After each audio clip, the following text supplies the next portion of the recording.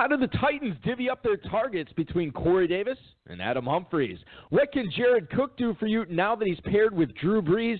And we get ready to kick off the 8th season of the High Stakes Fantasy Football Hour.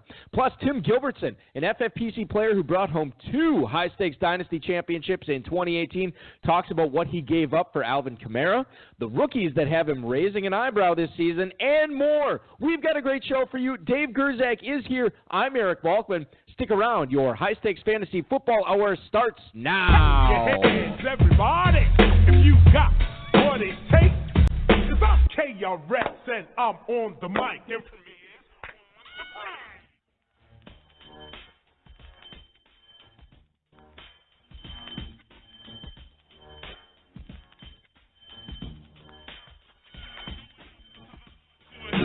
hardcore hip-hop. Broadcast live and heard around the world, you are now listening to the most entertaining hour of radio on the planet. It's the High Stakes Fantasy Football Hour presented by MyFFPC.com with your hosts Eric Balkman and Dave Gerzak. The High Stakes Fantasy Football Hour is your home for football analysis from the best fantasy players in the world. And now, because no one else was available, here are Eric Balkman and Dave Gerzak. With the master rhymer, that's the lead behind the video rapper. You know the truck driver, tapper. Down goes another rapper, on to another battle. Punch up to that. Hey, thanks a lot, Rob. Greetings and salutations, all of you Balkaholics and Gerzak fanatics. Welcome to the latest episode of the High Stakes Fantasy Football Hour presented by MyFFPC.com. I am, of course, your slightly above average host, Eric Balkman. My co-host is, of course, the patron saint of fantasy football, the Dizzle, Dave Gerzak.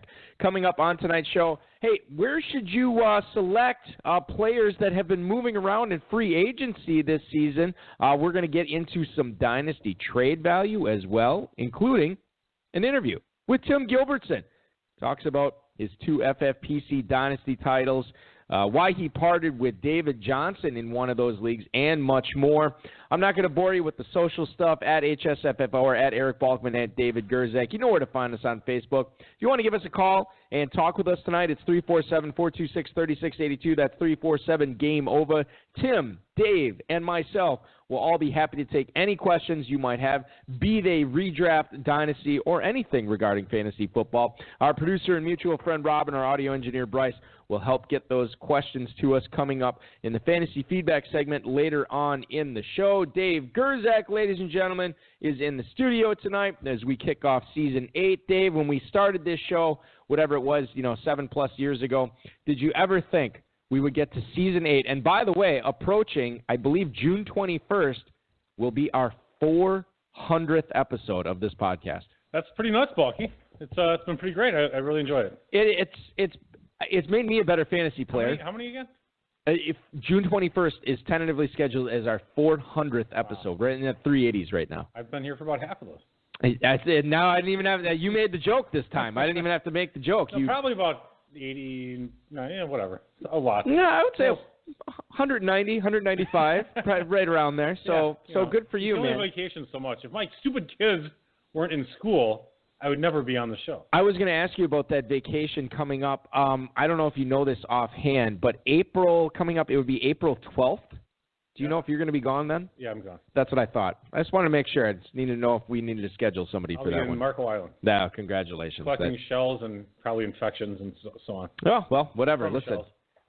Bring the shells home, leave the infections down there.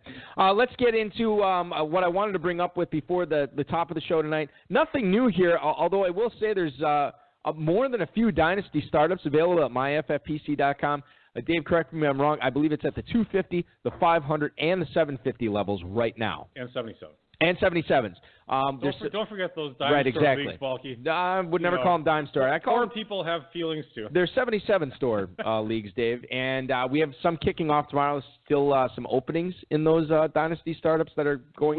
We moved them to Tuesday. Tuesday, okay, and they're slow drafts, so it doesn't make a huge bit of difference. There are like 6 left. They should actually both fill by then. 77 at 250. If you are looking to draft on tomorrow or Sunday, Best Ball, Superflex, and Double Ups available at myffpc.com. Let's bring in tonight's guest, Dave.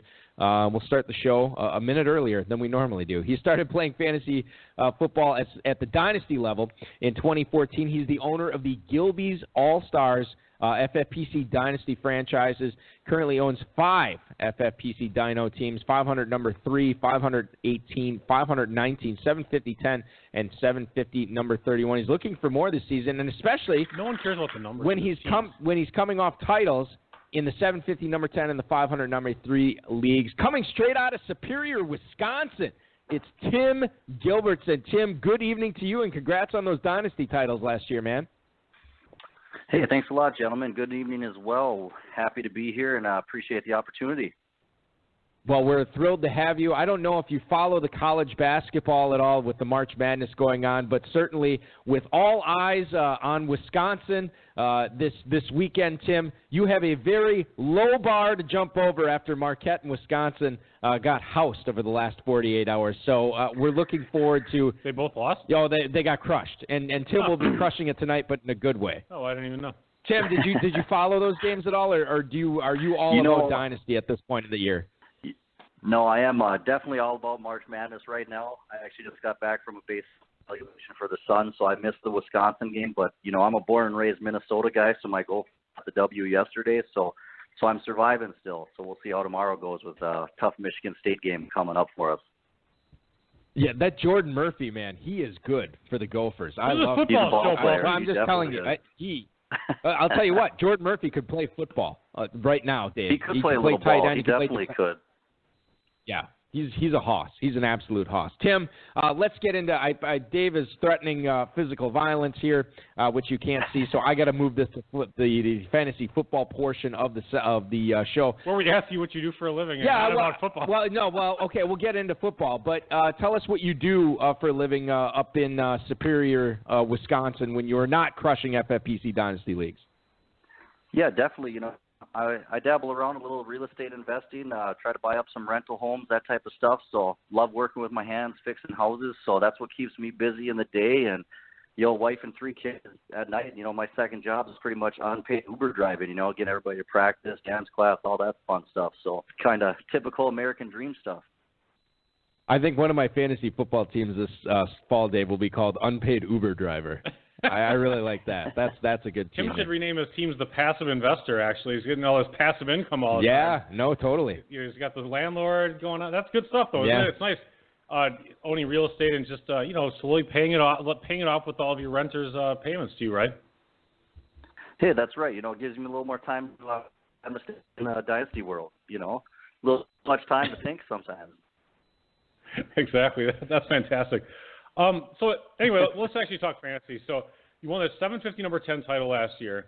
You're trying to defend it. You made a few trades. You got rid of David Johnson in exchange for DJ Moore. I don't know if that was a straight-up trade or not. If you want to walk us through that deal a little bit. I'm a huge fan of DJ Moore. I also like David Johnson this year. So clue us in on that deal. Oh, yeah. So that deal kind of started out with, the Kareem Hunt situation actually made me start looking at moving DJ, because I kind of went from a backfield of having Todd Gurley, Zeke Elliott, Kareem Hunt, and David Johnson. Then Hunt, halfway through the year, we had his issue pop up, and won that title. So looking at defending it again, and kind of wanted to rebolster the roster. And I thought maybe DJ would be a good asset where I could go out and get some pieces before he maybe gets another year or two older, and then might miss that window of returning some value on him. So I fished him around a little bit, and it worked out great, as the offer I did end up getting in for him on that trade was I landed DJ Moore, this year's 1.03, and a 2020 first. So I thought it was a little bit of too much to pass up for DJ, because I've always been a big believer in his talent, but the situation in Arizona, all figured by the time that offense may be on a high cylinder, DJ is going to be on that older side of the running back window that people start getting nervous about. So it would be a good time to pull the trigger, and really loved what I got back for him. The Arizona situation is an interesting one. It's one to get it's difficult to get a read on right now. We have a new coach in Cliff Kingsbury. It sounds like more likely than not, Kyler Murray will be the quarterback at some point for the Arizona Cardinals this season. You have Larry Fitzgerald coming back. You have David Johnson coming back. And, Tim, feel free to correct me, but it sounds like you think that this offense is probably a work in progress for fantasy owners, at least in 2019, and expectations should probably be a little bit lowered. Is that right? Yeah, I totally agree with that 100%. Yeah, I firmly believe, DJ could have another great season or two in him. But that offense is definitely a work in progress, and it's one of those things that a guy could have a great year just because he might be the only option, or it could be a little bit more of the same we saw last year, which is definitely decent numbers, but kind of not the DJ that we got accustomed to a couple years back that were bringing in championships one after another for everybody. Talking with Tim Gilbertson, a double Dynasty winner in the FFPC High Stakes Dynasty Leagues last year on the High Stakes Fantasy Football Hour. Eric Balkman, Dave Gerzak coming at you this Friday night. Let's talk about another deal that you had made. And this was, and again, I'm trying to get all the pieces right here. Again, correct me if I'm wrong on this, but you dealt this year's and next year's first rounder, Cortland Sutton and Kareem Hunt, in exchange for Saints running back Alvin Kamara. I'm curious, anytime you're trading that many assets for a premier, like a top 3, top 4, top 5 at worst dynasty asset, these things kind of come together slowly. I'm curious what happened with this deal, and was this something that you guys had gone back and forth on for a while to hammer this out, given, so much was exchanging hands here? Yeah, there wasn't a ton of back and forth, actually, with that trade. So to kind of run you through that trade, it was almost a two-part trade for me. So the DJ trade kind of started the ball moving on the Kamara trade. So what I did was, after I got those assets with my David Johnson trade, I just pretty much started the motion with a message on the message board. Hey, I'm looking for a stud to add to my team. And I just put down what I was looking for. I said, hey, I'm looking for a Christian McCaffrey, Kamara type, Mike Evans. And just put a little feeler out there that way. Kind of put the pieces that I had. These are the blocks that I'm willing to move.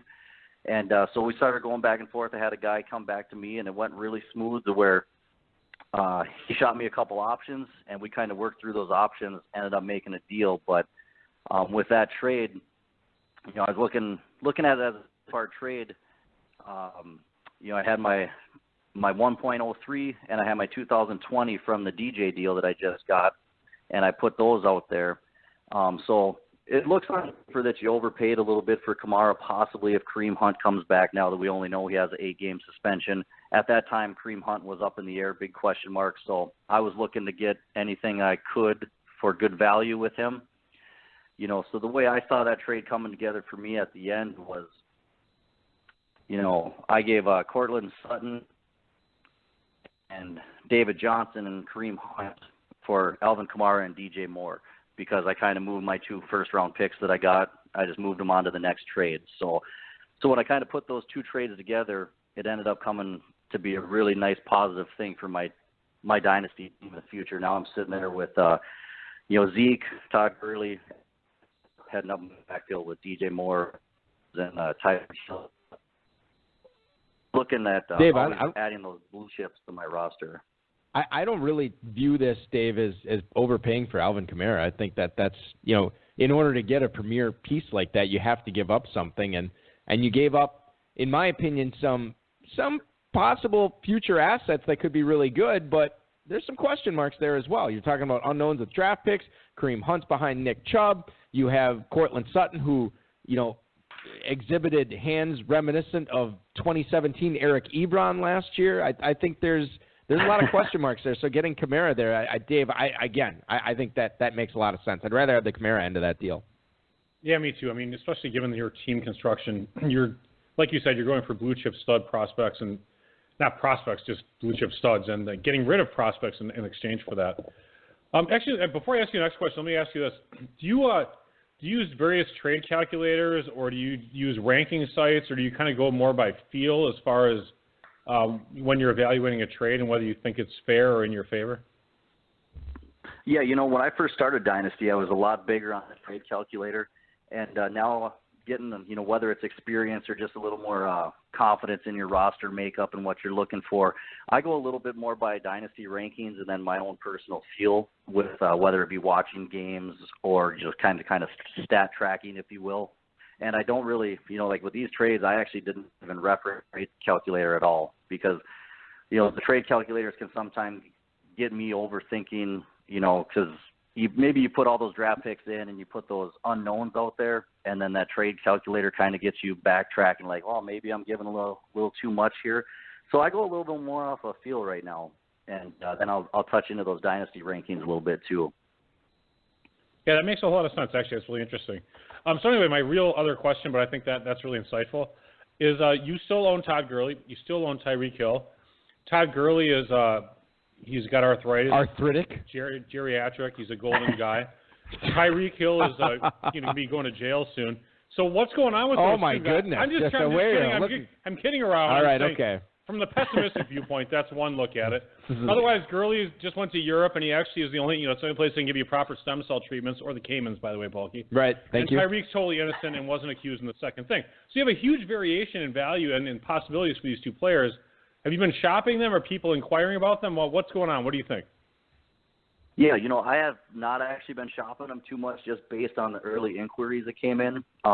Everybody's trying to get them for 10 cents on the dollar, which for myself, it's just way too much to give up a chance that Gurley comes back and it's not a huge issue. Maybe the Tyreek thing gets put to bed with a, 4-game suspension, 8-game suspension, and he's just too good of a talent to give up even if he does miss half a season. So right now, my philosophy on both of those scenarios is I'm just holding pat because I don't think that the value is there right now to move either one of them at what they're probably valued at. He comes back next year, comes out, has 4 or 5 good games.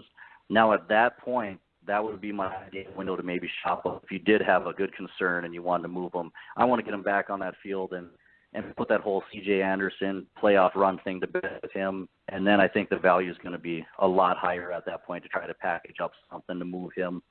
And Tyreek, that's a situation that, if it does turn really bad and it gets really ugly, go down in flames if you don't move him. But at the spot now with the offers I've seen for him, I'm going to take that chance, go down in flames rather than sell him really cheap.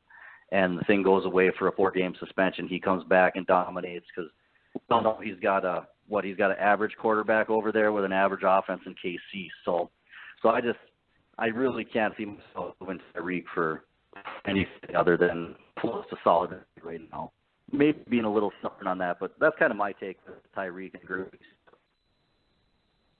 I kind of equate it almost like, if you count dynasty players kind of like stocks. You look at what happened with Boeing, and Boeing's had these issues with these 2 planes crashing. It's tragic. But the news is out, and once the news is out, the value of Boeing stock cratered. It was like down 15%. And it's a company with a huge backlog of orders, like 10 years worth of orders. And if you can take that, if you take like Tyreek Hill or maybe not Gurley, but if you think that if this is an isolated thing and he's going to be fine for the rest of his career, it's kind of like Boeing. You're like, okay, this guy is going to go through this problem, but he's going to be fine. And so that's why you don't want to sell. You probably want to be buying Tyreek Hill if that's the situation. If you think it's a chronic issue, that he's just got an anger management issue and he's just going to keep on doing things, then you want to get rid of him. But I kind of agree with you on all those points. Yeah, definitely. That's a good way to look at it. Talking with Tim Gilbertson, a double dynasty winner in the FFPC last year, joining us on the HSFF Hour tonight. Let's move over to the other title team. We're talking about the 751, but let's talk about 500 number 3. You have both Corey Davis and Adam Humphries on this squad. Now, last year, these guys were not real-life teammates. However, Adam Humphries has moved via free agency from Tampa to Tennessee.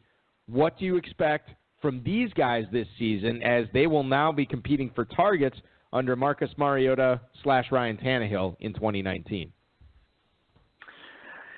Yeah, this is a very interesting situation. It's I'm not going to lie that I wasn't really pulling for Humphries to New England and catch some passes for Tom Brady just for if anything else, just a value spike to maybe move him as a trade piece. If anything, really cap in some value for what you landed him for last year. But I love Corey Davis's talent.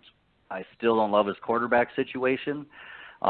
He did have a few healthy games last year. Mariota did, where I was a little encouraged. He started putting up for him, making plays downfield. But, then we saw the old Mariota where we had an injured quarterback trying to play through injuries, things like talent, new quarterback comes in there, or in a year or two he becomes, maybe we see a new definitely still love talent. Don't want to move on him this year with Mariota. He's that big more before his blow up. The other talking with Tim Gilbert. Humphreys, a lot of people. Oh, sorry, guys. No, go ahead. You were cutting in and out a little bit, but go ahead. You're coming through clear now. Landing in Tennessee, a lot of people were really turned off by that situation. Thought it was an ugly landing ploy. I'm a little different there. I think he might be Mariota's best friend. Mariota's got to start. Come on, and he's got to keep himself healthy. Maybe stop scrambling around, holding that ball, buying time for Davis downfield. So he might really start looking for Humphreys on those short intermediate routes, and that actually might help Davis in the same time as helping Humphreys and Mariota out. It definitely could go the other way, but I actually kind of like the landing spot. I think it could be good for all three of them. As a dynasty owner, though, with wide receivers, you really don't love your wide receivers going in free agency to a spot that you have another wide receiver on that team is not ideal that way. But I think they could both feed themselves pretty well there.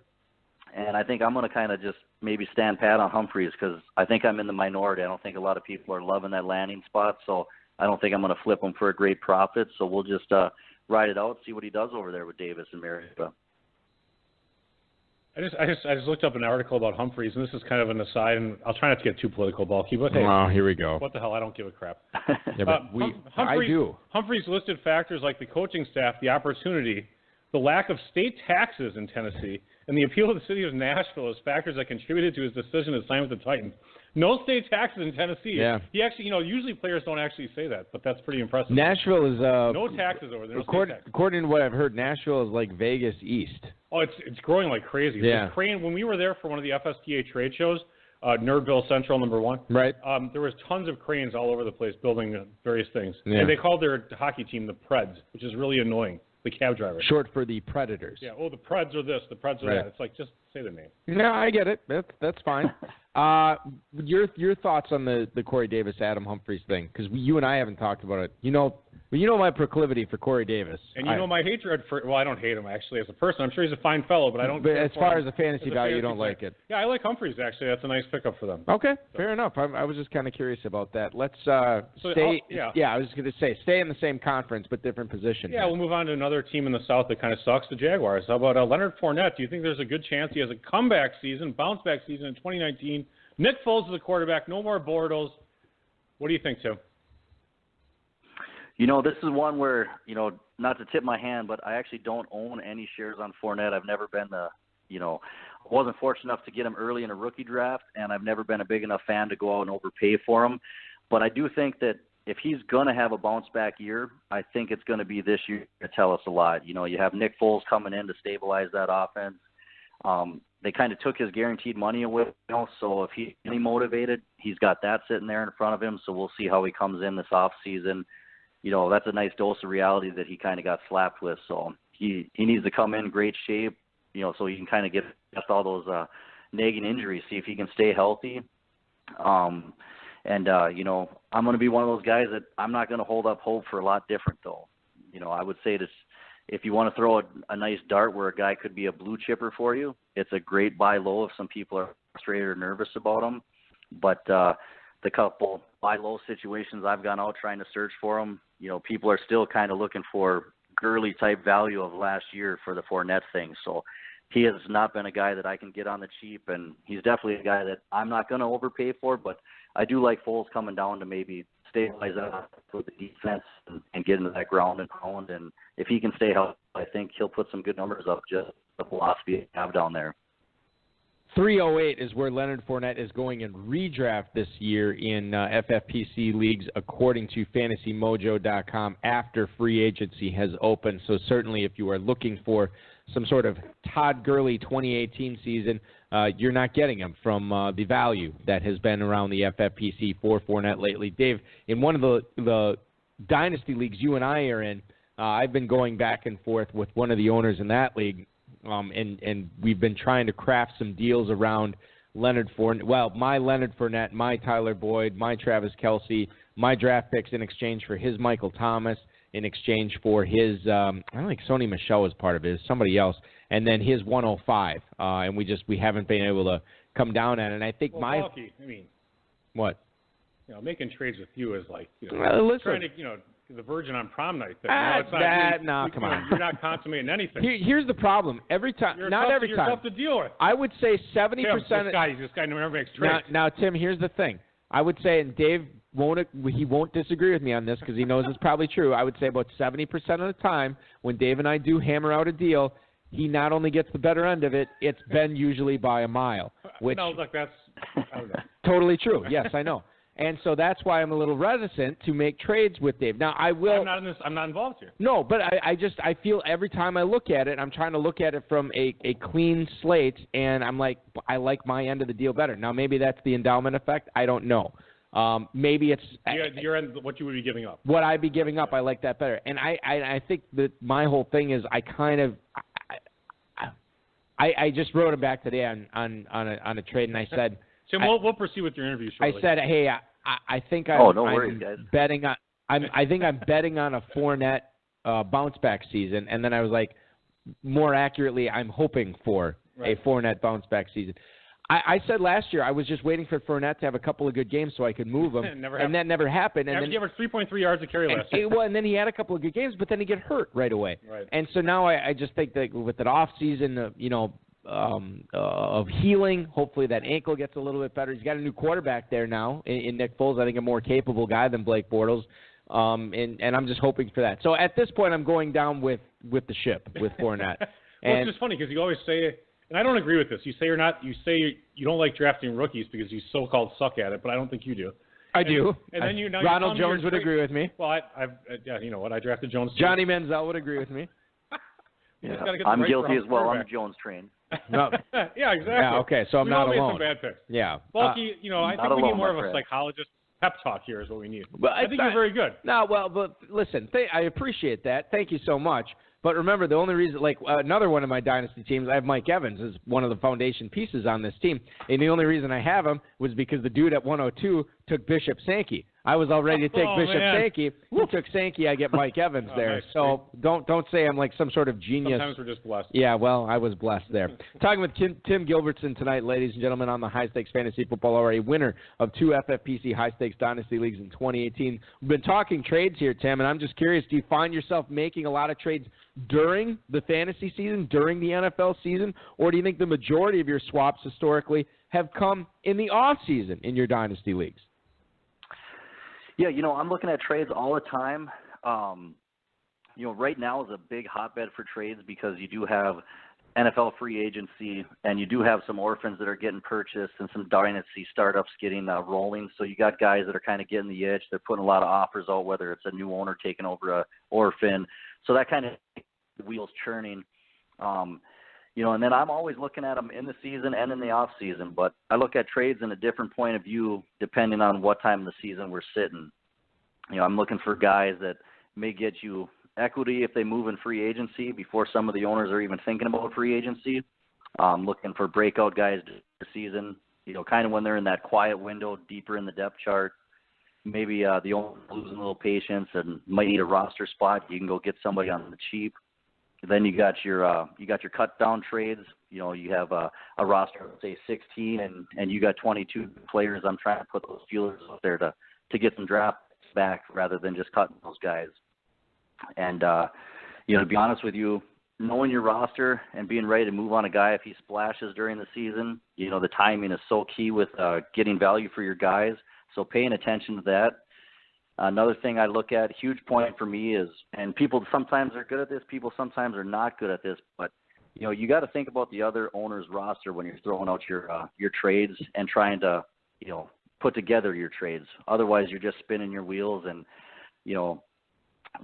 for example, last season, I'm sure you guys remember the season Kelvin Benjamin had. It was a great, awesome season.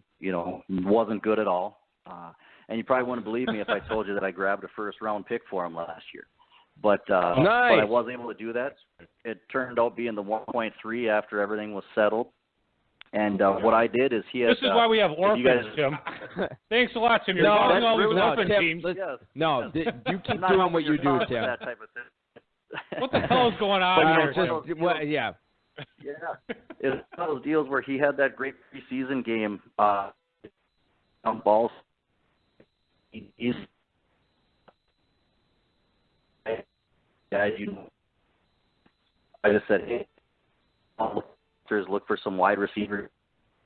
Found a couple of them, and then you kind of get to the trade deadline of your regular season, and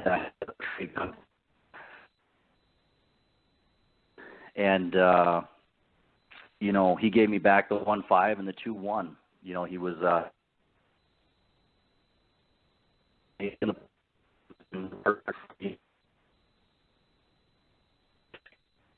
time and knowing guys that you're willing to move and knowing guys you're but so really have you GM your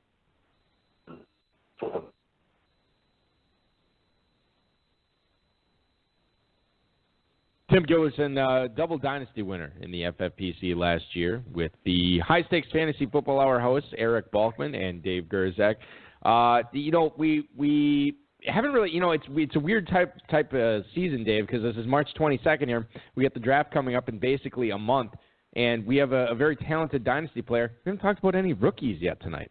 Yeah, and so Balky and I don't know what the hell we're doing here. So we really, what we do is we ask guys like you, who you like, and then like we just me? write it all down. No, not you, Balky. Okay. And I'm looking at you, like you, Tim. You're right. Who you like, and then we use those as our rankings.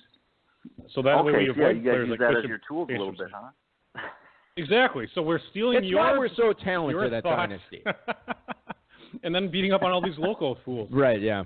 So anyway, in reality though, who do you like? Anyone that you looked at, you've watched their film, you've seen pro days, combine. Who do you like this year as the rookies are coming out? Well, you gonna be a sleeper or one of the top guys? And if you want to tell us somebody you don't like, just that'd be great too. Yeah, it's I don't want to be in draft class because there's some question marks all over. Landing spots are going to be key, So I'm really keeping an eye on a Josh Jacobs of the world and a DK Metcalf. 4 days.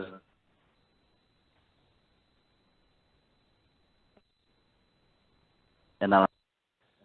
All right. I apologize for the technical difficulties. Tim, if you can give us a buzz back, that would be wonderful. We're going to see if we can try a new connection here because if there's one thing I want to learn tonight, Dave, for the pittance of research I have done on rookies tonight. On Josh Jacobs. Josh Jacobs is one, yep. Yeah. But just rookies in general. Optimistically, he had a 40 times similar to Kareem Hunt. Pessimistically, he had a 40 times similar to Noshawn Moreno and other guys. Wait, so they had similar times? Yeah, in the 4.6. All of them? Yeah, they're all in the 4.6. Okay, well. Which is kind of sucky. It's not great, but Josh Jacobs, are you talking about his pro day time? Because he didn't run at the combine. Correct, yeah, pro day. Oh, okay. When did Alabama have their pro day? Recently. Okay. I know you're doing all this broadcast journalism. All right, well, whatever. we got Tim back now, so we're gonna have him talk about those. Tim, I apologize if you can make that point about the rookies here again. We seem to have the difficulties resolved. All right, no problem, guys. I thought that might have been on my end too. So those are kind of two polarizing guys where, they're guys you might want to take 1-1, 1-2, but you're also maybe a little afraid to take them because not a ton of college production, but athletic freaks, score really well on some things athletically. Other things, not so great. DK Metcalf had the really slow 3-cone that everybody's worried about the agility. He's got the downfield speed. Kevin White over in Chicago has got us a little nervous about that type of scenario coming out. But they're also guys that if you pass on DK Metcalf, I think you're also going to be sitting there very nervous like, hey, what if this guy does become something of a Terrell Owens, Randy Moss type that just blows the lid off of things?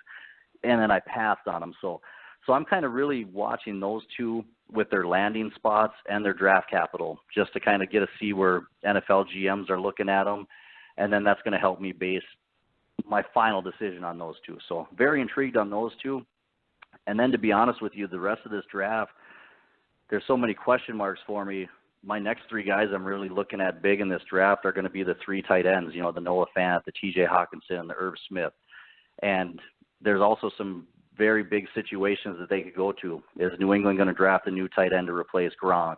Is Aaron Rodgers going to get one of these rookie tight ends? So a couple of these guys could fall into some really big offenses with some really great quarterbacks. And then I think they've become really big draft prospects in this class. So that's kind of where I'm sitting at with the rookies. And, a little sleeper that I'm kind of watching is I'm really interested to see where Robbie Anderson goes in the running back position. He'll be a little bit later of a pick, but he's got a great skill set, but he's got some injuries. So that's kind of my little bit of a sleeper, not a big time sleeper, but that's who I'm keeping an eye on in that early second round, mid second round range.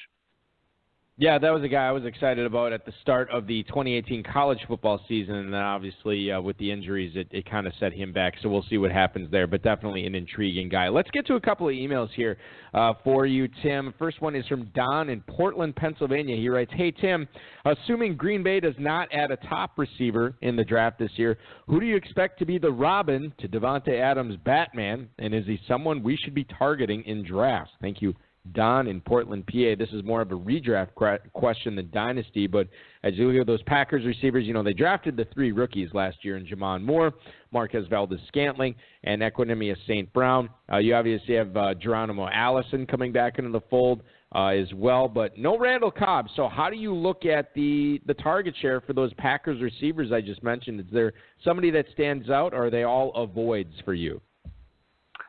Yeah, I'm not big on targeting any of them with paying a great value, but I'd also take a dart throw at any one of them for the right value, if that makes any sense. And the guy that I'm intrigued about the most is actually, we get our recency bias a little bit, but if you look back, Geronimo Allison started out last season really well. So I think Aaron Rodgers is going to lean on that rapport a little bit, and he's not an athletic freak, he's not anything like that, but they have a little. He's a solid receiver, so I see him coming in as kind of the Robin to Davante Adams, and then I would guess, my third chip is going to be maybe Equanimeous St. Brown coming in as that third guy. He started to get a little more play than everybody else last year. So that's kind of how I would look at that receiving core. All right, a quick question from the chat room. Any value to Randall Cobb in Dallas? I definitely think so. Yeah, I think Dak, they're going to work that running game, and Dak doesn't throw a ton of downfield balls. So I think if Cobb can stay healthy, I don't think the asking price is going to be big. So especially if you're on a wide receiver needy team, or you're getting a little bit later in the draft and you went running back tight end heavy, I think Randall Cobb could definitely have a decent year there if he stays healthy. Randall Cobb, by the way, Dave, going at the 25.07 in FFPC best balls right now. So he's basically free. Is that yeah? Great. I mean, essentially, right? 25.07. Yeah. They just signed him, so it's like But this is post free agency best ball, and he signed like 3 days ago. So you're talking about. So you have drafts from 3 days ago, like when he signed, and since then only. No, that's not split up like that. All right. Anyway, so can you give us a guy that you'll be staying away? I'm just saying, like your ADP data is crap. We'll find out next week when we do this show. But I'm betting that he's not going to be very much higher than that. All right. Well, we'll see. How do you want to bet 5 on it? Well, I mean, what's very much high? I mean, 21st. Okay, I bet that he is. You know what? I lost $30. I haven't paid you yet. We shouldn't be able to make any bets if I haven't even paid you. I wouldn't worry about it. I have like a past due invoice. Let's contemplate this later on in the show. Tim, final question here. Can you give us a guy you'll be staying away from the early rounds next season? This is for redraft. And a player that you think is a sleeper who is poised to break out in 2019. Yeah, guys, I'm going to stay away from those early rounds as a little bit of a polarizing topic about a month ago, but I'm probably not going to jump in on the Damian Williams sweepstakes. KC might come out, draft a running back. You might see a Josh Jacobs or somebody go there. You never know. Or, that's kind of one of those backfields where it seems to be a plug-and-play situation. So I don't know if they, go to the next hot hand and Damian Williams doesn't work out, or it could bite me in the backside, and he has a great year. But I'm just seeing the draft capital, things like that. He kind of came out of nowhere, but I'm going to kind of stay off him. I'm going to let somebody else take that chance with him. I'm going to go with someone a little more stable. And then the other guy, I'm not going to buy into the fool's gold of Derrick Henry. He seems to really try to turn everything on at the end of the year and get us all excited and hopeful going into that next year. And I'm going to stay off of him, especially if we're in a PPR format. I'm just going to stay away. I'm going to go look for guys that catch balls and put complete seasons together. And this kind of guy we talked about earlier, I'm going to let somebody else roll the dice on early. And I'm looking for guys breaking out. I'm going to look for, a Kerryon Johnson type, a Dalvin Cook. I think those two are going to have some pretty good seasons coming up. Who did you say right before Dalvin Cook? Kerryon Johnson. Kerryon Johnson. Okay, yeah, that's what I thought. Yeah, no, I think you're ready. Or you're right with Kerryon Johnson. He's gonna be a popular pick in a lot of FFPC drafts this year. So far, within the last, I would say, like week and a half or so in FFPC best ball, 308 is where he's going, and Dalvin Cook is going at the 208 right now. So it's certainly two interesting guys that could most definitely outperform those draft slots, especially if things go their way this year for sure. Outperforming his appearance on this show tonight, Tim Gilbertson, an FFPC double dynasty winner from 2018. Listen, congratulations on all the success last year, Tim. Best of luck to you in all your leagues this year. I know you're looking at, as our friend Farrell Elliott at the KFFSC likes to say, you're looking at expanding your territory this year. Best of luck on that, and hopefully you bring home a few more dynasty titles in 2019. Thanks so much for doing the show this week, and we'll talk again soon, dude. Hey, appreciate it, guys. Had a great time, and keep doing what you guys do. We love it out here, so we appreciate it. Well, thanks you Tim. So much, Tim. Tim Gilbertson, ladies and gentlemen, FFPC Double Dynasty champion last year at 750, number 10, 500, number 3, even though nobody cares about the numbers according to the Dizzle. That is what we're looking at there. So good stuff from Tim Gilbertson tonight. I thought we were going to talk a little Wisconsin basketball tonight. He's a Golden Gophers guy, which I guess they exist. What do you want me to say? I don't give a crap about any of it. Yeah, I know that's true. Yeah. Yeah, the team from my geographical area is better than the team from your geographical area. It's interesting. We were talking about this tonight, and I don't think that's necessarily true anymore. I think, I don't know if it ever was true. We were talking about some, we had to do this thing for the radio station of the March to the Championship where I was, I had to make an appearance at a establishment today in Northeast Wisconsin for the afternoon, and we were talking to a guy who was born and raised in Wisconsin and does not like the Brewers at all, loves the Cubs. And I was like, well, how does that happen? You know how it happens. His dad always rooted for the Cubs, so he always rooted for the Cubs. Yeah, maybe he liked his dad better than where he lives. Right, yeah, well, listen, I do. I mean, but it's the same thing, but it's like rooting for the team, that special relationship, father-son relationship or whatever, and then you just end up rooting for that team. So you don't want to know my views on fandom in general. You think it's ridiculous? Yeah, I do. Did you ever hear George? I kind of think being a fan of a particular team, a hardcore fan, is a little kooky. I get it. It's fine. It's fine. Did you ever love their team? Yeah, no, it's great. Did you ever hear George Carlin do his stand-up on fandom? I don't know if I did. I mean, I'm sure I would agree with it. You totally would. The gist of it was, talking about. He doesn't really get into the whole fair weather die hard aspect of it, but he kind of touches on it. And he's like, you know what I say? When your team's losing, and I'm not going to say it here, but F them. Like, why would you want to follow a loser? When they're winning, great, follow them or whatever. But, and I've said this in the past, like, look, the team you cheer for, no matter what they say, they give 0 Fs about you. Yeah, I know. You as a person. They do not. There's no reason there's no reason for you to let that team dictate how your life is. If I had gone, let's say, if I had gone to Notre Dame, right, or like Duke, and I would spend most of my undergraduate career shirtless, wearing the D for Duke at all the basketball games with my pale body, and be like, oh my God, I love Duke. Yeah. Okay, that makes sense, right? Okay, so you were a Duke undergrad and you love Duke your whole, you spent your 4 years there. It was a great experience for you. I get it. That's fine. Yeah. But even like, what's Oshkosh, right? Or even if you went to Madison. Oh, by the way, we should mention this. University of Wisconsin Oshkosh men's basketball, Division III national champions. Oh, really? First in program history. They won in the Final Four. That's hilarious. Yeah. You know what's funny? You didn't even know, and you went to school there. Exactly. Yeah. Good for them. They brought it home. I'm happy. They had an Appleton West kid on their team too. We're going to try to get him on the show. All right, Not anyway, this show, is different a local show. podcast, so I guess we should move on. Moving on. Let's get to Fantasy Flash tonight. Thanks to Football Guys Road and Rob for tonight's rundown. The Saints have signed Jared Cook, formerly of the Raiders, according to Ian Rappaport on Twitter. Now, the deal at this moment has not been official, but both PFT and NFL Network have reported that it is indeed going to happen. Jared Cook, if you remember, had a career high last season with the Raiders in both yardage and catches, and now he gets Drew Brees throwing to him as opposed to Derek Carr. Now, the caution here is since Jimmy Graham was moved in the Max Unger trade to the Seahawks, Saints tight ends have not been that good. Because they haven't been very good. Okay, now they have Jared Cook. So what does he do there, Dave? He's going to do probably pretty well. You think he's going to do very well? Yeah, because he's pretty good. Okay. Let me point this out. What is the difference between the Packers tight end situation with Aaron Rodgers and the Drew Brees tight end situation with the Saints? It's interesting. That's a good question because the Packers now have a new offense. So, all the years that I've been telling people not. Oh, this is the year. All the years I've been telling people not to draft Packers tight ends. Which you've been basically correct. Now, last year I said, I think Jimmy Graham's got a shot to be pretty decent. Okay. I did say that. I will admit it. And once again, he really wasn't all that great. And I think it's in part because McCarthy's offense didn't target tight ends that frequently. Okay.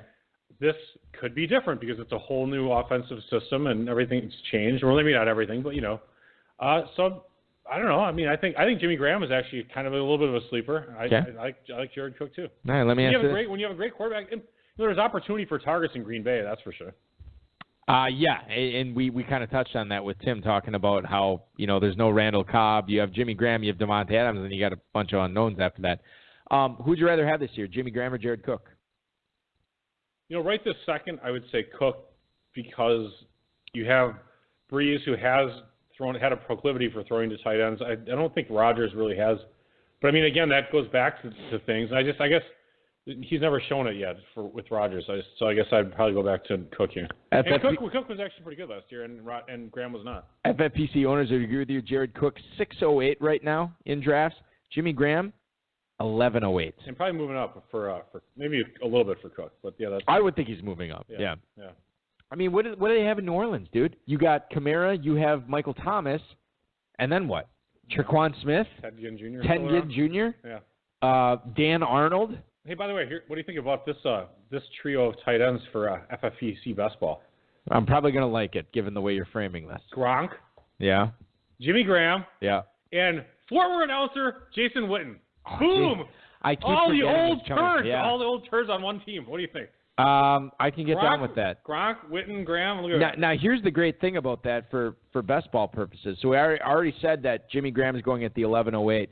You can wait until the 710 to get Gronk, which is probably the lowest it's been for his entire career, right? By the way, they were spotted Gronk doing that hot yoga in Miami. I think he's coming back. I think it's 90% he's coming back. He's coming back. So now is the time to buy on him. You can get Gronk at the end of the 7th. You can get Jimmy Graham at the end of the 11th. And you can get Jason Witten all the way down at the end of the 13th. 13th? Wow, he really has moved up. Yeah. Wow. Well, I mean, there's nobody else in Dallas at that position. Right, so. Yeah. And he's going to get 70 catches for 800 yards. But the point is, in the first 6 rounds, you can zero in on wide receivers and running backs. Yeah. Grab Gronk. More receivers and running backs, maybe at quarterback. Grab Jimmy Graham in the 11th. Take another backer receiver in the 12th, and then grab Jason Witten in the 13th, and you're set. So let me ask you this. Where's Noah Fant going? I mean, I assume you have that data. So he's the hyped-up rookie that had the fantastic combine. Right. Where's he going? 1410. 1410. So in the same neighborhood as Jason Witten, not Graham. Witten, you're looking at Fant. Yeah. In that. And by the way, you talked about that same area. The next tight end going off the board after Jason Witten is Noah Fant. So you nail on the head there. Right after Font, you see guys like Jesse James. You see guys like Mike Gesicki. Do you like Mike Gesicki is an interesting guy because we kind of pimped him up last year in the pre-draft process because of I don't know about that. Because of his metrics. He had great metrics at the combine. Did he not? I don't know. I thought he really did. I don't remember. I don't own a single. Well, I didn't own a single share of Gesicki. Okay, that's fine. But we pimped him up as far as what he did. Now, I really don't think. Okay. I don't think so. Maybe I'm misremembering it then, but I thought we did. Now his tape wasn't all that great, but his tape sucked. He was kind of like a wuss. That was the whole, okay. That was the whole. I specifically remember talking about Gesicki that he didn't really block and didn't catch all that well. Right. But he ran around a lot really fast. All right. Well, then I'm going to move on from this because this is a dead end conversation. All right. At this point, that's fine. All right. Let's move on here. We just talked about Jared Cook, and I want to talk to you now, Dave, about Cooper Kupp, your boy. He says he's, quote, where he's supposed to be in his recovery from the ACL tear, according to therams.com. This was 4 months ago that he tore the ACL. Kupp said, I feel good now to get back on the field and put cleats on for the first time since the injury. It feels like it really just kind of refreshes things and gives me some new motivation to be able to go attack this thing. Sean McVay, a noted, I don't want to call him a liar, but a noted embellisher, recently expressed optimism that Cooper Kupp would be ready for training camp, and it seems like he is on his way right now. Through the first half of the 2018 season, Cooper Kupp was actually on pace for an 80-catch, 1,100-yard, 12-touchdown pace. Yeah, he was crushing it. Absolutely crushing it. Now, I know this about the Rams and their players and reporting those knee injuries. And I know that I don't. They're liars. Yeah, it's like Ferris Bueller. Ed, with your bad knee, you shouldn't be trusting anybody or whatever. You know, and that's how I am. I don't trust Sean McVay when he talks about these guys. He's sort of like Bill Belichick West. But Kupp himself said I feel good in the club. I never ever. You don't trust Kupp? No, does Cooper Kupp look dishonest to you? Was it Chris Jericho? And if you were doing jury duty, would you as an attorney, would you exclude Cooper Kupp? This is probably past your time for pro wrestling. But one of the pro wrestlers that when I used to watch it back in high school or whatever, he used to come out and he's like, I have never, and then he'd go, ever, and I'll say this about, I never ever trust what players say about their injuries. I never trust what they say while they feel because they're always overly optimistic on it. So if Cooper Kupp is saying anything less than glowing things about his knee right now, I have red flags are going up. So he's saying what he's supposed to be saying. I don't really trust whatever he's saying. It's fine. I need to see it. Now, Cooper Kupp, Dave, as we bring it back to FFPC Best Ball, he is going at the 505 in FFPC drafts right now. That, to me, is really – I mean, I know the upside, but that, to me, is really high. It is pretty high, actually. And I do like Kupp. But, I mean, what an 80 for 1,112, I mean, if he comes back – it's great. It's great. His game was never predicated on pure speed, the 40 times. He's sneaky fast. But he is sneaky fast with the three-cone drill. Right. He's Mr. Three-Cone. By the way, he's got a really good football IQ as well. I'm just going to give you a couple of receivers and play mini Would You Rather here. Rob, don't play it. With guys that I know that you like or have expressed your approval at in the past. These are guys going after Cooper Kupp in drafts right now. Would you rather have Cooper Kupp or DJ Moore redraft? In redraft, I'll take Moore, and I love Moore. I would too. Cooper Kupp or Jarvis Landry? I'll take Landry. I mean, Baker Mayfield. I love Mayfield. Yeah, I would too. Cooper Kupp or Calvin Ridley? I'll take Ridley. Okay. I mean, the thing with Kupp is we're really dipping down. This is great. This is good stuff. Well, Ridley only has to deal with what? Austin Hooper, who, I mean, he was tight end 6, but he actually kind of sucks if everybody looks at the numbers. He averages 10 points a game. And so then, with a great quarterback, Matt Ryan, whereas with Cooper Kupp, hang on. Let me just finish. Cooper Kupp has to deal with Brandon Cooks and Robert Woods, both healthy. Go ahead. Okay. I just wanted to point something that you just said out. You're like, Calvin Ridley only has to deal with Austin Hooper right now. Well, I mean, obviously Julio. We all know Julio. But my point is you didn't even say Julio Jones. That's because everyone knows Julio. Okay, all right. Fair enough. All right, I'm saying as the second to third guy. Okay. Sorry, I should have kind of stated that. It was pretty humorous. Yeah, great. Okay, Cooper Kupp or Mike Williams?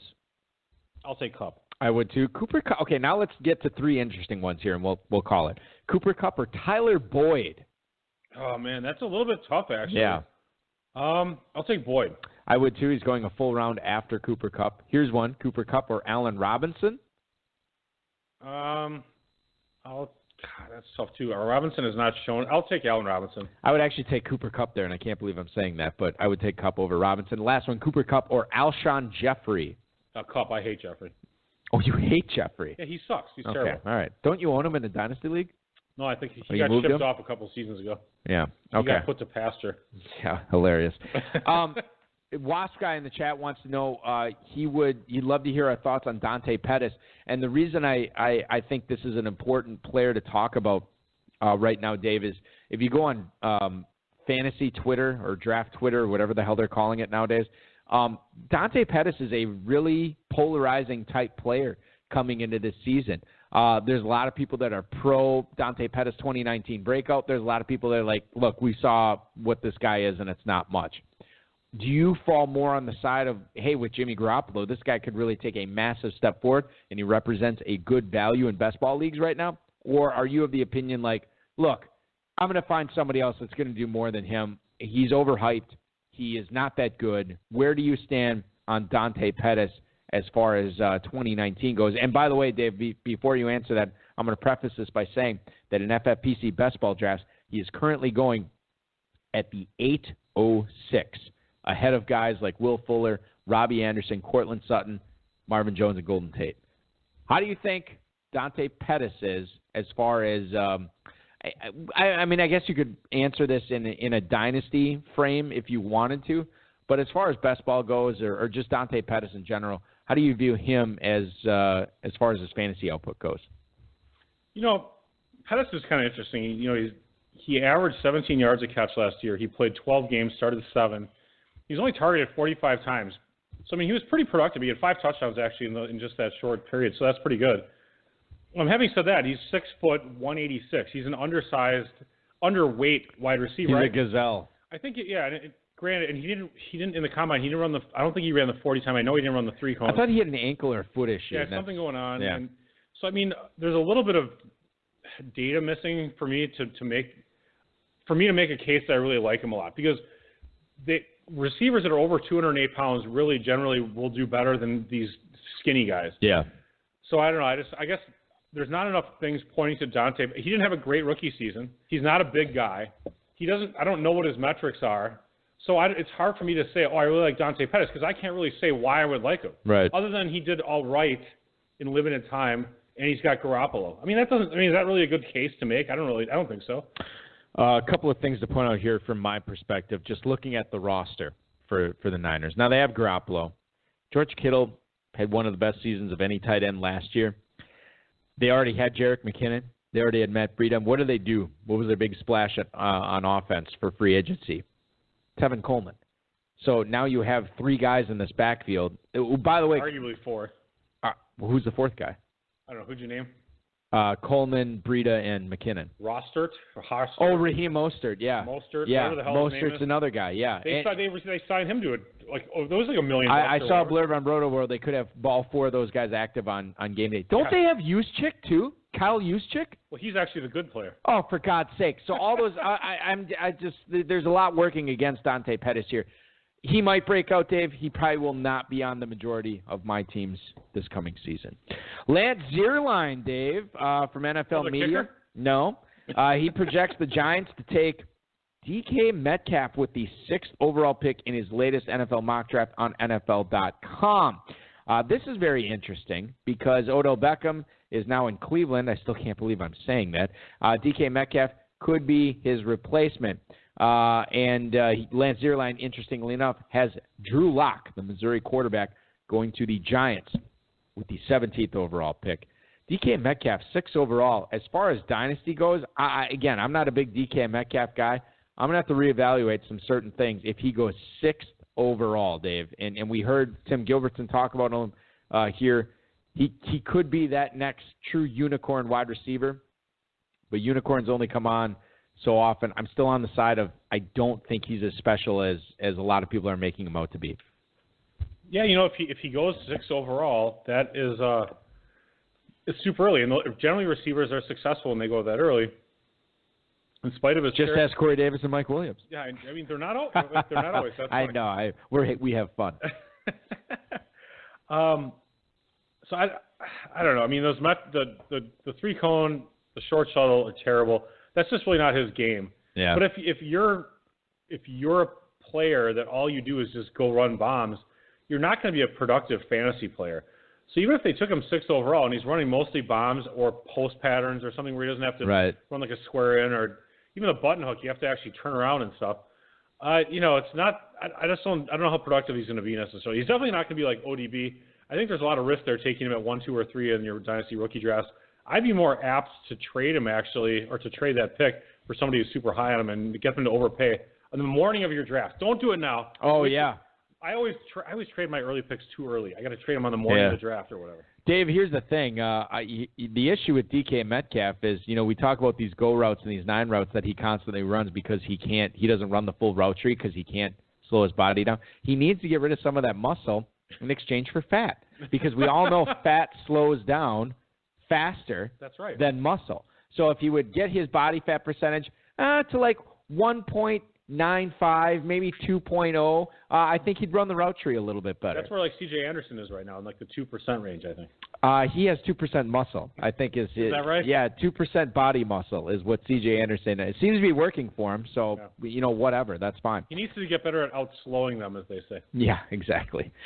Jay Ajayi visited with the Indianapolis Colts on Wednesday this past week, and the Colts are continuing their dialogue with him. Now, here's the interesting thing, not necessarily from the Jay Ajayi standpoint, Dave, but the fact that they're continuing a dialogue, the Colts are continuing a dialogue and maybe looking at signing Jay Ajayi. I'll tell you what, it has me giving the big thumbs down to Marlon Mack, to Jordan Wilkins, and to Nyheim Hines this season. When you're out there, it's the same thing like when you're dating, right? If you got a steady girl and she's all right, but you're still out there, messing around with the hood rats at the bars at 1:30 in the morning. The hood rats, yeah. If you're messing with them, then it's all about like, okay, well, how good is what you have right now? Probably not that good. And that's the way I feel about these Colts. They are the hood rats of running backs in the NFL right now. I don't know, man. That's an interesting way to look at it. I mean, do you disagree? I mean, how do you feel about these Colts running backs right now? I kind of feel okay. I think Marlon Mack is really talented. I think Nyheim Hines is a good third down back, and I think that their GM Chris Ballard is putting together a really awesome team. I think he's like the opposite. Is it Gettleman as the GM in the Giants? It's like they're like polar opposites. Yeah. One sucks and one works for the Colts. I think they were just bringing in someone to take a look at, and I don't think Ajayi would supplant Marlon Mack. I think he's just a guy who's got that knee issue, and he's just kind of moving around. I'm okay with. I'm still okay with drafting Mack. Okay. And Hines a little bit later. Okay, that's fine. Now Hines is going in like the 10th or 11th round. I'm fine with that there. Take a guess where Marlon Mack is going in FFPC best ball drafts right now. 303. 306. So good guess. Damn close. To me, that seems high. I mean, doesn't that seem high to you at the 306? Yeah, it is. It's high because there's the risk that the Colts take a running back kind of early. I mean, whatever. Or they could sign a guy like Ajayi. Just like there's risk, as Tim Gilbertson said with Damian Williams. You still have Carlos Hyde just got signed. I know I've been on Twitter saying I don't really like Hyde as a player. He's not special. Yeah, I saw your exchange with Matt Williamson. But he's still. Not that he replied to you, but that with I Matt. don't really care. I know, but I'm just saying, like, that was an awful trade that Matt Williamson made. His trade was pathetic. Yeah. For a so-called guru, his trade was awful. Yeah, So anyway, but yeah, Carlos Hyde. These titles are thrown around. Right. So, but Hyde, as much as I kind of dogged on him, could actually be awesome in this offense if he ends up starting, and that could happen. For anybody, it was Sony Michel and Doug Baldwin in exchange for Carlos Hyde. Wasn't that the deal? No, it was Baldwin and Hyde for Michel, I believe, is what it was. Oh my God. Okay. So Michel, I mean, just throwing it into like Dynasty Trade Calculator was like 30 valued really for bad. like 14 or something like that. Dynasty Trade Calculator, whose co-founder Izzy Alkafis, former co-host of this show. Really? Yeah, he's in Pros versus Joes usually everywhere year too. Honestly, like I just started subscribing to that. It's a pretty cool. It's awesome. It's really good. They put a lot of work into that, and they're constantly adjusting it, so it is a great trade calculator. Let's get back to Marlon Mack. I don't want to spend a ton of time on this, but I think your insight into this warrants this. We're gonna play Would You Rather Marlon Mack. All these guys are going after Marlon Mack in FFPC drafts right now. Okay. Would you rather Marlon Mack or Derrick Henry? I don't know. I guess. I'll take Henry. I like Henry. I would too. Marlon Mack or Leonard Fournette? I'll take Fournette because he's the feature back on I would too. Marlon Mack or Kerryon Johnson? I like Kerryon Johnson. I do too. Marlon Mack or Aaron Jones? I'll take Jones. I would too. Are you sensing a pattern here? Now this is where it gets a little dicey. You get Devontae Freeman, Mark Ingram, Phillip Lindsay, and Tariq Cohen after that. I think I would definitely rather have Mack over Freeman and Ingram. Well, definitely over Ingram. I don't know how I feel about Freeman yet because there's no Tevin Coleman there. But Phillip Lindsay, I think that the touch share gets a little bit closer between Lindsay and the kid out of Oregon, Royce Freeman, this year. And it's a new offense, right? New offense. That's new a good point. Management in town. I do like Tariq Cohen quite a bit this year. I think Jordan Howard's an afterthought. Yeah, I would tend to agree with you. I mean, I was looking at Mack's stats quick from last year. I had to review them. Okay. Because you're wondering if maybe I have to review my own. Yeah, right. No, I have to look at it. But the thing about Marlon Mack is, I mean, he only played in what did he play in? Played in 12 games. But he only had 26 targets. He had 17 catches for 103 yards, 1 touchdown receiving. So almost most of his – and I know he had a few, huge games. But I don't know. I guess I don't see it. I know you have Andrew Luck.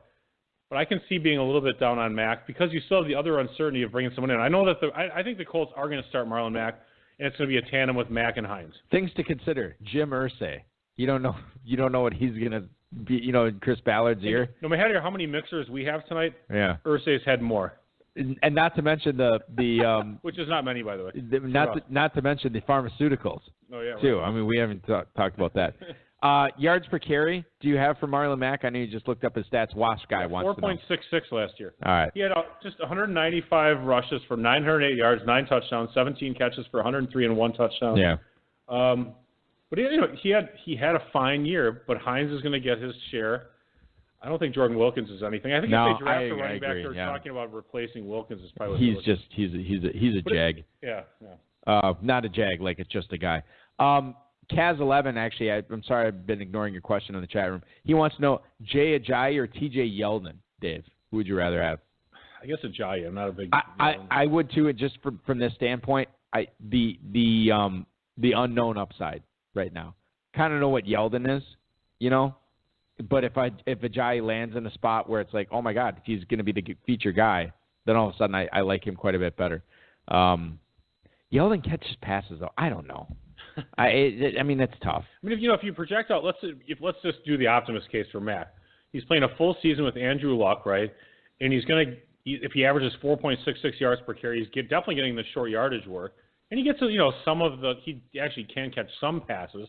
So maybe he catches 30 passes for a few hundred yards, a few touchdowns there, and he rushes for 1,300 yards and 13 touchdowns. That's a hell of a season. That is a hell of a season. Mack could do really well.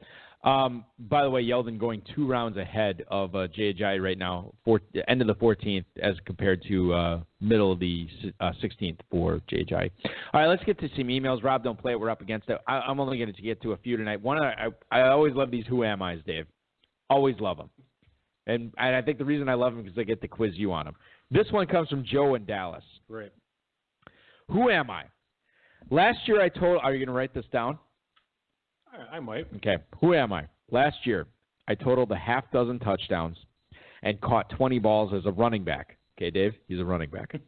I also topped 900 total yards. Half dozen? Why does he have to just say 6? I don't know. Joe, we're going to need you to respond back to us next week and let us know. I also topped 900 total yards as well for an offense that had many people excited. But despite no additions to the backfield on my team and 2 big losses coming at wideout, I am still only being drafted in FFPC leagues as the RB65 at the 17-12, including more than 2 full rounds behind my backup. I finished as RB31 in 2018. Who am I? Peyton Barber. Holy cow, the Dizzle did it. Really? Yes, you nailed it. Peyton Barber. All right. So what do you make? What gave it away, by the way? Yeah, just the kind of, first of all, the backup thing was so okay. I'm like, who's the suckiest starter right, in football right now? Like, okay, Peyton Barber. So that was really you went right to Peyton Barber. Right away. I'm like, Peyton Barber. Funny, so that was what did it for me. So thanks, Bulky. That worked out. I'm so happy I got that right. Yeah, so right now, Ronald Jones, I checked this, I verified it. Ronald Jones going in the mid-15th. Peyton Barber going at the end of the 17th, sometimes 18th round. And I think they signed Barber to like a 1 year.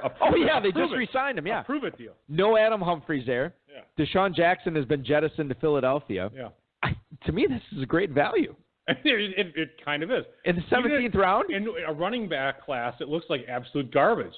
I mean, Josh Jacobs and some other crap, right? I mean, really. Yeah. This is David Montgomery. Great wide receiver. But these guys, I don't know what they all did. They took slowness drugs or whatever at the combine. Well, again, some of these guys did not test at the combine though, too. But they did. The ones that did poorly, and then Jacobs went and ran a 4.6 something at the pro day, which actually usually that's a half second worse. Yeah. So he did terribly. So it's a great wide receiver class, but this running back class is awful. Kaz11 in the chat room right now. Since we are on Indy, Ebron, Doyle, and Funchess trying to trade Doyle and getting nothing. You don't like Jack Doyle, Dave. I've never been a big fan of Jack Doyle as a talent overall. Yeah, and you don't like Devin Funchess, even on a prove-it deal with Andrew Luck. No, I think Funchess. He came into the NFL. I've always been saying this. Came into the NFL as a young, semi-unproductive player out of Michigan. I think now on a new team, maybe he could end up being something. I don't see him ever turning into Calvin, but he was pretty. No, and nobody's expecting. No, that. but I'm saying he's got the size. I mean, maybe he becomes all right. I don't know. I feel like Funchess on a new team, maybe he does a little something. I don't think you just cut Funchess. I think he's worth something. I don't know what that exactly is. To me, he's a good complimentary guy for T.Y. Hilton there. It is. It's a pretty nice fit. I mean, I could. If Funchess had 12 touchdowns this coming year, would that totally surprise you? Like, it would totally surprise me, yes. But I mean, with Andrew Luck, Luck could throw 45 touchdowns. It wouldn't be some insane surprise. It'd be like, okay, wow, that was really way more than I thought he would get. But it's not impossible. It's not out of the realm of possibilities.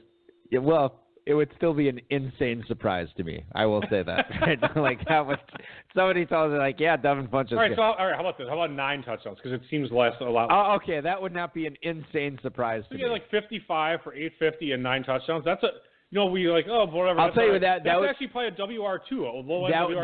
That would be really, because he signed a 1-year deal in Indy, so that would be really good for his free agency. It's totally value. not out of the realm of possibilities for Funchess. Let's talk about another guy I'm not high on this year, Dan in Washington, Illinois. I'm high on Dan in Washington, Illinois. I'm not high on the guy he's writing about. You guys got into this last week, but now I see that Doug Baldwin is having another surgery before the start of the season. Would you draft him at where he's currently going anymore? Now, you don't have to tell me where that is. And the answer is still no. All right, he's going at the 18-10 right now, Dave. Hell no. He's the worst. Oh, you're the what? You wouldn't take him in the 18th round? All right, 18. I would take him even at the 8-10. That's not where he's going. Even at 8-10, I would take him there. He has not gone that late yet. Sure not. The latest he's gone. No. 703 is where he's going right now. Okay, all right. Now let me ask you this: who would you rather have? Doug Baldwin at the 703, or Tyler Lockett at the 706? What's the surgery? I read about this earlier to do. Are you looking it up right now? I'll take. Yeah. If you're looking up, I'm not going to. All right. 13 hours ago on SeahawksWire.com. Now, granted, whatever. I don't even know what this site is. I don't really care. Right. Question: could Seahawks wide receiver Doug Baldwin be considering retirement? Oh my God! Yeah. So my answer is Lockett. I'm not taking Baldwin. I don't care about Baldwin. I have no interest in Baldwin. He's washed up. He turns 31 this September, Dave. Baldwin has had knee and shoulder surgery since the season ended, this according to Curtis Crabtree on Twitter. He might need a sports hernia procedure to fix an injury that he had actually been dealing with throughout last season. Well, that was according to NFL Network's Mike Garofalo? I don't know. Doug Baldwin was expected to be ready for the start of training camp this season, but that is no longer can be taken for granted. So I'm totally off Doug Baldwin. No, thank you. No, thank you. No, thank you. I think Baldwin's always overachieved given his kind of limited athleticism. Yeah. And once you turn 31, 32, it's not like Emmanuel Sanders. I mean, Emmanuel Sanders, for example, he's a super fast, quick athlete.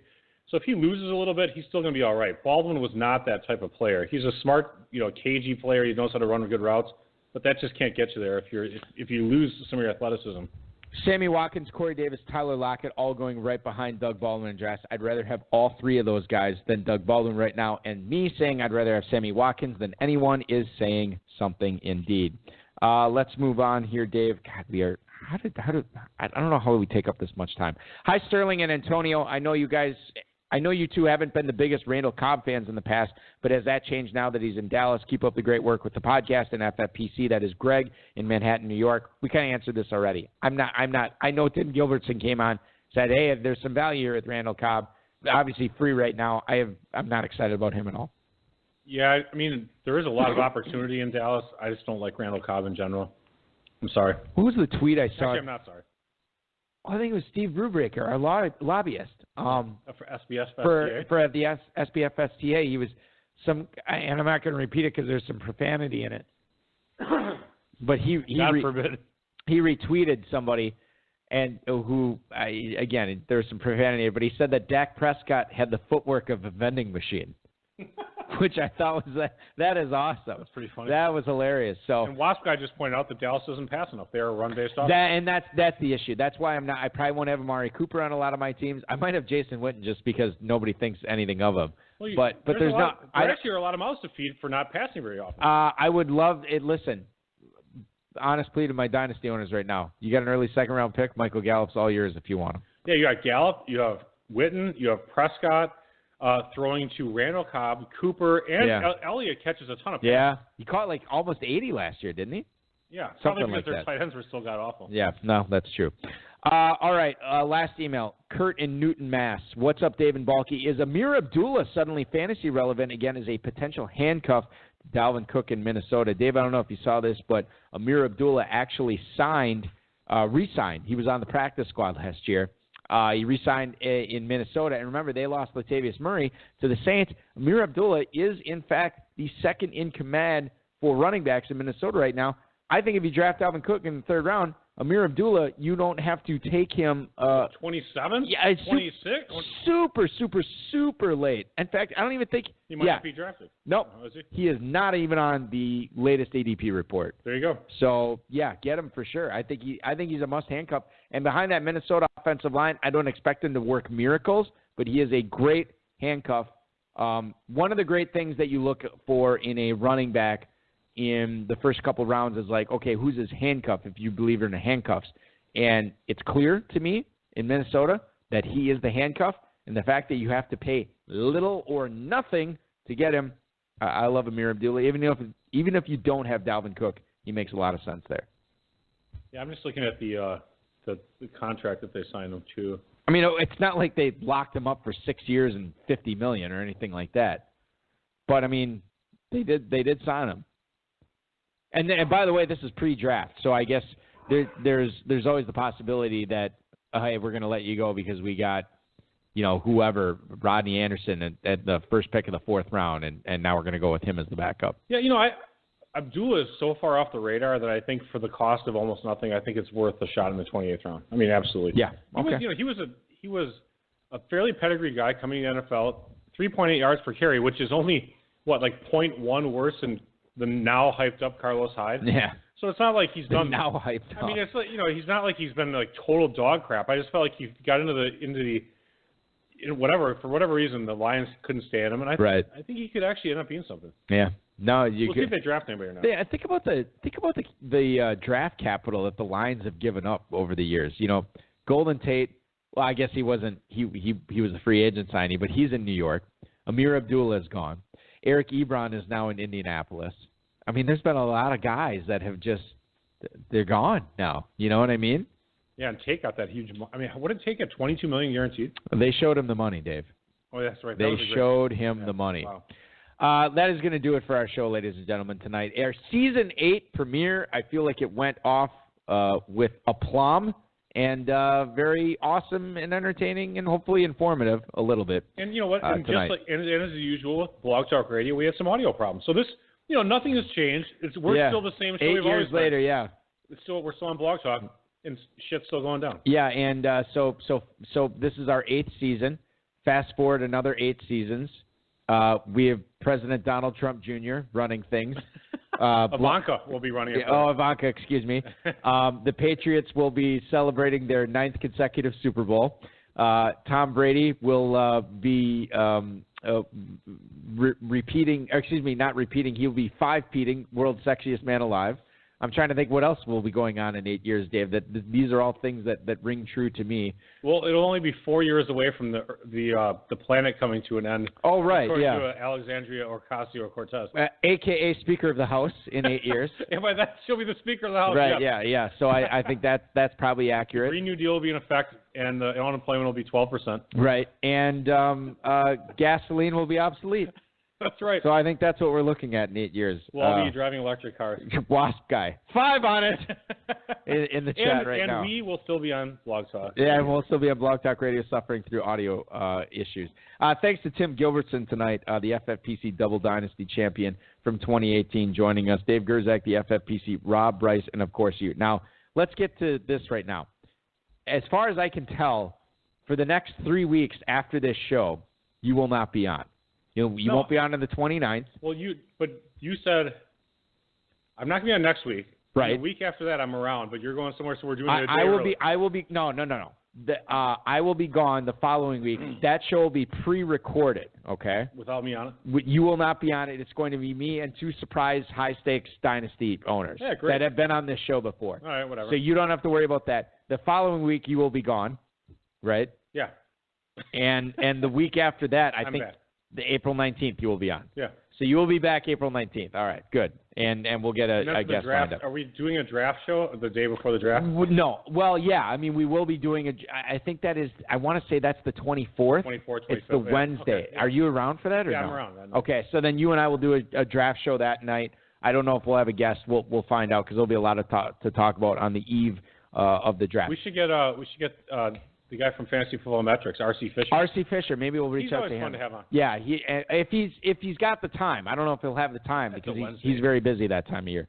But we'll find out, see if we can get R.C. Fisher on. So next week, as I said, no Dave Gerzak, but Tyler Jackson, the 750 number 30 2018 Dynasty champ, is actually going to co-host with me next week.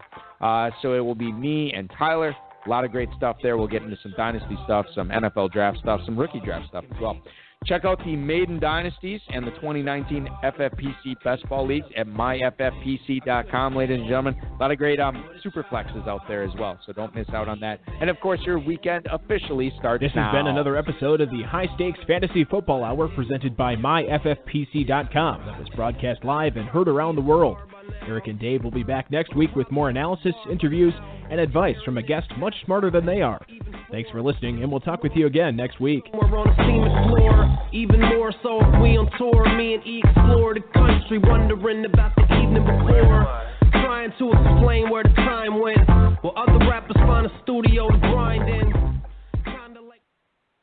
Kaz11 pointing out in the chat room, Dave, in 8 years, the 26ers will have league number 9 drafting. How many leagues are the 26ers? How many are they in together? 3? They're on 3.0.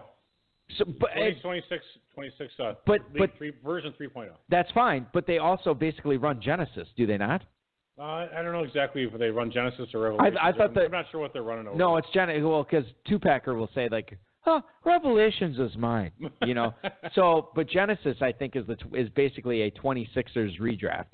Yeah. So, more importantly, they're the only group that we will actually not. They say, well, can you just name this league 26-3.0 or whatever? Yeah. And we actually do it. Oh, I didn't really realize that. Yeah, we don't. Oh, there are no other leagues. Do we just use the name 26 again just for them? We only do it for so the 26 has been retired by the FFPC. Yeah, 26. It's League 26 and 26 space 2.0, 26 space 3.0. So only they get that special treatment. Everyone else can piss off. All right, so clearly when we cover Genesis and Revelations, we're doing Genesis first this year. I think that goes without saying. Yeah, sorry, Meyer. I don't think he cares. Were we going to do a third league this year for live draft coverage? Yeah, Armageddon, I don't know if that's still going on or how that... But, I mean, is it at the same time as Genesis and Revelation? Yeah, around there. I don't know if we're probably... I don't know. Who knows? Well, we'll see what happens. Yeah. Stay tuned for that, ladies and gentlemen. Season 8 is underway. We hope you're as thrilled as we are. Have a great weekend, everybody.